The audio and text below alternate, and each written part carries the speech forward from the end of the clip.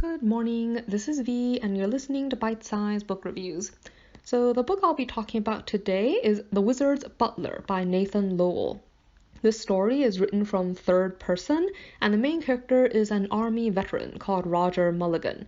So he used to work as an emergency medical technician, but lost his job a few months ago and has since then been having some trouble finding employment. The story essentially begins when Roger is offered a position as a butler by a young woman called Naomi. She wants him to look after her aging uncle until she's able to get him moved into an assisted living facility. She tells Roger that her uncle has dementia and also that he's kind of crazy in that he thinks he is a wizard.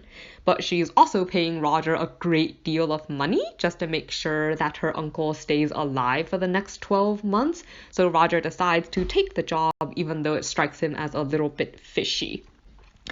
So this story is basically about Roger learning to be a butler and also kind of easing into a world that does in fact have some magic in it. He also gets drawn into the family conflicts. So what's really going on is that Mr. Shackelford is extremely wealthy, like he owns some really valuable properties, and his niece wants control of his assets, so she's trying to get him declared incompetent so that she can nullify his will, get him moved off his property, and tear his house down to build condos.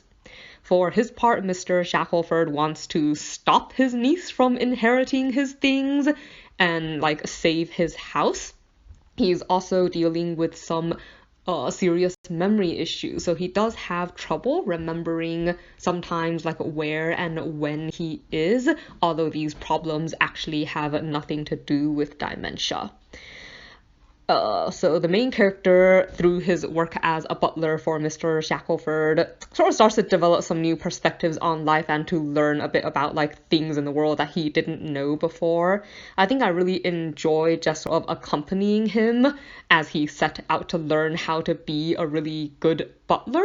Roger comes across as the kind of person who puts 100% into anything that he's decided to do, and also as the kind of person who I guess can take pleasure in seeing and doing things well and right, even when they're small things. So, being able to cook a really good meal, for instance, for the man that he's supposed to be looking after. I also thought it was kind of interesting how Roger himself has no magic and never develops any magical abilities. I think it was kind of an interesting perspective on a wizarding world where the main character has no abilities and can't actually sense or hear or see some of the things that the people he meets through Mr. Shackelford can. But even though he's someone with no talent, as they call it, he's sort of getting incorporated into their world.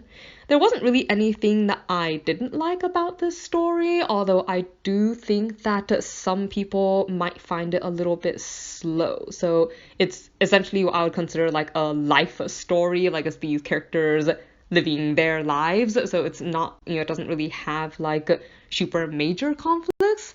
Elena sort of describes it as being peacefully interesting, and that is a pretty good description of this book.